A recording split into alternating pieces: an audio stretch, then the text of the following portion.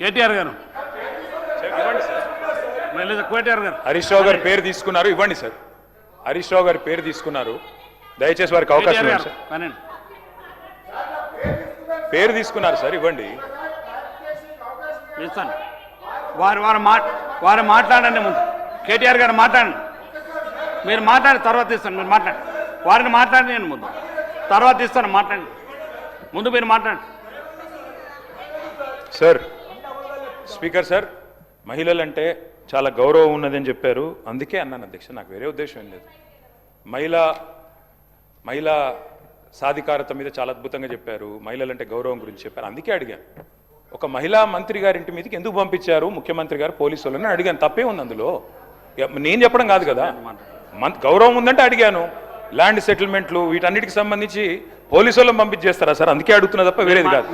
అధ్యక్ష, ఈరోజు అధ్యక్ష నేను అనేది ఒకటే అధ్యక్ష, 1 కోటి మందిని కోటీశ్వరులు చేస్తామని చెప్పిన ప్రభుత్వానికి నేను కోరుతా ఉన్నా అధ్యక్ష. రేపు బడ్జెట్ పెట్టబోతా ఉన్నారు భట్టి గారు, దయచేసి 2500 పెట్టే మహాలక్ష్మి కార్యక్రమం వెంటనే ప్రవేశపెట్టండి అని చేతులు జోడించి రాష్ట్రంలోని మహిళలందరి తరపున మిమ్మల్ని వేడుకుంటా ఉన్నాం.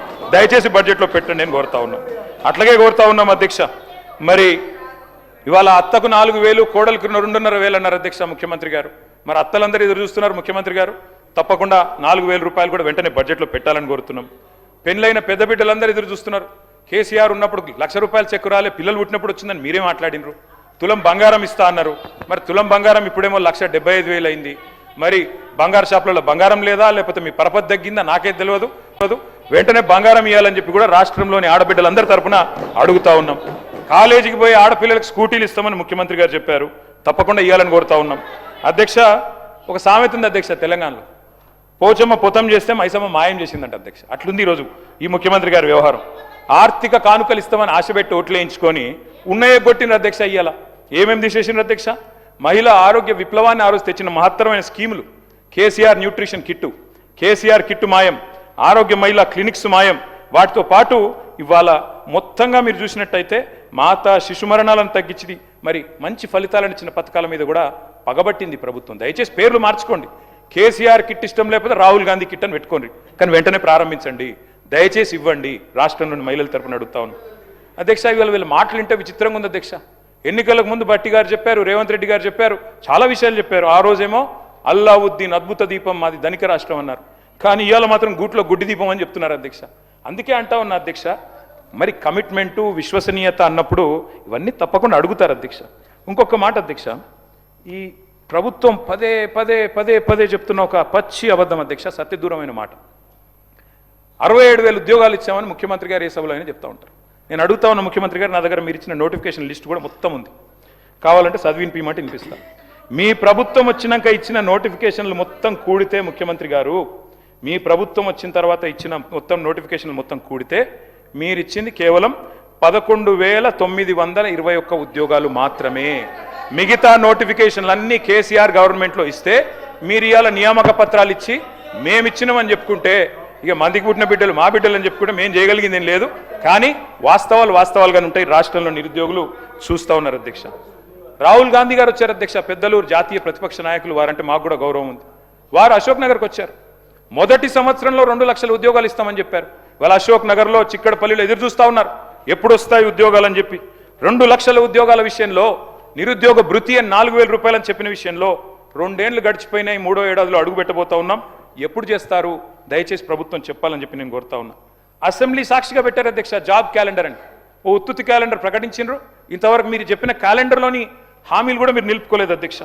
ఇంకా విచిత్రం ఏంటంటే ముఖ్యమంత్రి గారు చెప్తున్నారు అధ్యక్ష, వేరే రాష్ట్రాల్లోనేమో ఉద్యోగాలు వేయాలని ధర్నాలు జరుగుతాయి, ఇక్కడ మాత్రం ఉద్యోగాలు ఆపుమని ధర్నాలు చేస్తున్నారని చెప్తున్నారు అధ్యక్ష. మరి దిల్సుఖ్ నగర్లో ధర్నా చేసేటోళ్ళు, చిక్కడపల్లిలో ధర్నా చేసేటోళ్ళు, ఈ రకంగా వ్యవహారం ఏదైతే ఉన్నదో అధ్యక్ష అందరూ అన్ని గమనిస్తూ ఉన్నారు. రాజీవ్ యువ వికాసం అని పెట్టారు, పోయిన సంవత్సరం జూన్ 2 అనుకుంటా ఇక్కడ అసెంబ్లీ జరుగుతూ ఉండే అప్పుడు రాజీవ్ యువ వికాసం అన్నారు, జూన్ 2కు ప్రారంభం అన్నారు, దండోరా వేసిండ్రు, కానీ ఇంతవరకు అతి గతి లేదు అధ్యక్ష. ఇక ప్రభుత్వ ఉద్యోగుల పరిస్థితి మీకు తెలిసిందే అధ్యక్ష, మీరే చెప్పారు. ఏం చెప్పారు? 6 నెలల్లో పీఆర్సీ వేస్తామన్నారు, 6 నెలల్లోనే. కానీ ఇంతవరకు 5 డిఏలు బాకీ ఉన్నారు, ఇంతవరకు అవి కూడా ఇవ్వట్లేదు. పీఆర్సీ అయితే 25 నెలలు అయిపోయింది, పత్తా లేదు. ఇక అడిగితేనేమో మన ముఖ్యమంత్రి గారు గొప్ప మాట అన్నారు అధ్యక్ష, అధిష్టానానికి 1000 కోట్లు ఇచ్చే సత్తా ఉందన్నారు.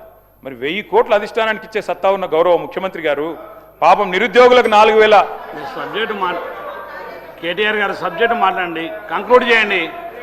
మీ సమయం ఇచ్చిన సమయం కంటే ఎక్కువైతే మీరు కంక్లూడ్ చేయండి. అధ్యక్ష, ప్రభుత్వ ఉద్యోగులమే పీఆర్సీ కోసం చూస్తూ ఉన్నారు. మరి రిటైర్డ్ ఉద్యోగులు రిటైర్మెంట్ బెనిఫిట్స్ కోసం ఆగమాగం అవుతా ఉన్నారు అధ్యక్ష. ఒకరిద్దరు కాదు అధ్యక్ష, 80 మంది చనిపోయారు అధ్యక్ష ఇప్పటి వరకు రిటైర్డ్ ఉద్యోగులు బెనిఫిట్స్ రాక.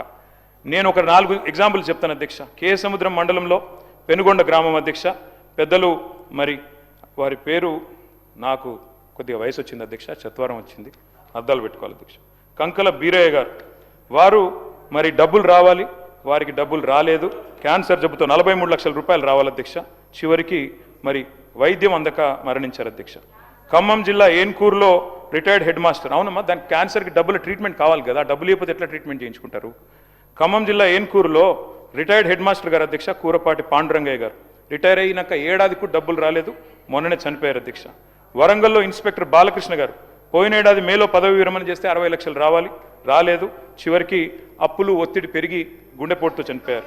భూపాలపల్లి జిల్లా రిటైర్డ్ వెల్ఫేర్ ఆఫీసర్ చిన్నయ్య గారు, వారు కూడా రిటైర్ అయ్యారు, 15 లక్షలు రావాలి, ఇంతవరకు ఇవ్వలేదు, వారు కూడా పోయారు.